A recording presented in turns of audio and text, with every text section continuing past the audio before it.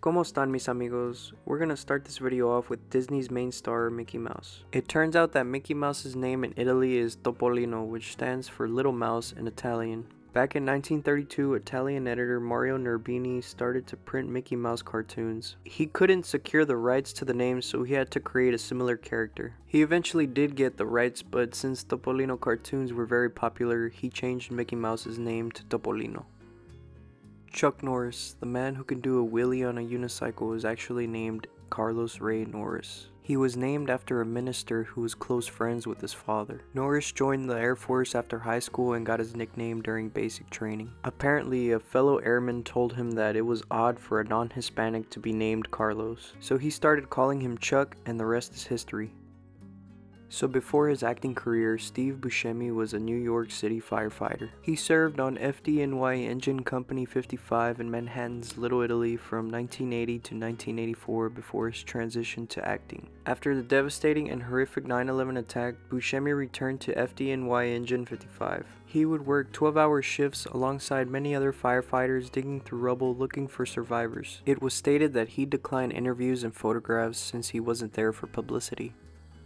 Who can't forget about the late and great Robin Williams? This kind-hearted, loving actor used his popularity as an opportunity to help those in need. Unlike many other selfish contract requirements, he had a special requirement upon his employment. His contract stated that whoever hired him must also hire a certain number of homeless people, which truly showed his willingness to help others. Apparently, Leonardo DiCaprio's first name did take inspiration from Leonardo da Vinci's first name. Before DiCaprio's birth, his parents took a trip to the Uffizi Gallery in Florence, Italy. As they were admiring one of da Vinci's portraits, DiCaprio began to violently kick inside his mother's stomach. His father noticed this as a cosmic message and stated that his name must be Leonardo.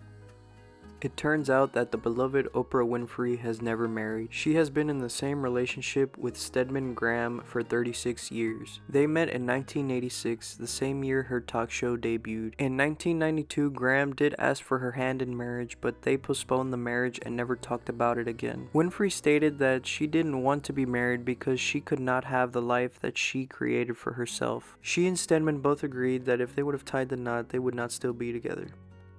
We all know that the Fast and Furious franchise emphasizes the importance of family, but the message goes beyond the movies. It turns out that Vin Diesel is godfather to Meadow Walker, daughter of the late Paul Walker. Diesel stated that he remained close to Meadow following her father's passing, also mentioning that she would take care of him as well. In October of 2021, Diesel had the honor of walking Meadow down the aisle during her wedding to Louis Thornton Allen.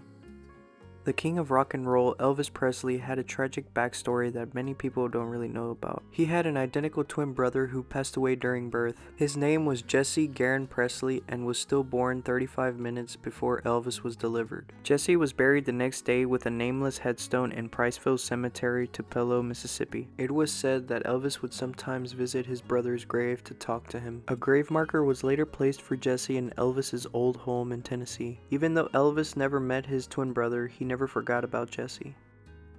Before her popularity, Kesha broke into Prince's house. Yes, the prince. Apparently, she just drove up to his house, paid the gardener $5 to let her through the gate, walked up to the front door and right into the house since the door was open, went straight into an elevator which had his music playing, and stepped out to find him playing the guitar. He looked at her in question since she did just break into his house, and she just waved her CD demo, then left it on the table and ran away. Her reason for doing this was because she was searching for her big break. Alright, so this last one is a bit odd. It turns out that Katy Perry carried locks of hair from Miley Cyrus and Taylor Swift in her purse. Early in her career, Perry shared a dressing room with the two at a Grammy Awards and she just asked them for a lock. They apparently agreed and gave them to her. As to why she asked them, she really doesn't explain, but she does mention that it was awesome and that it was her little secret. She doesn't carry them in her purse anymore, but who knows what she could be carrying in her purse now. Alright mis amigos, that brings us to the end of the video. Let me know what was your favorite fact down below. Also, let me know what you would have done if someone asked you for a lock of hair, and what you would do if someone broke into your house just to leave a CD on your table. Thanks for watching and hasta la próxima.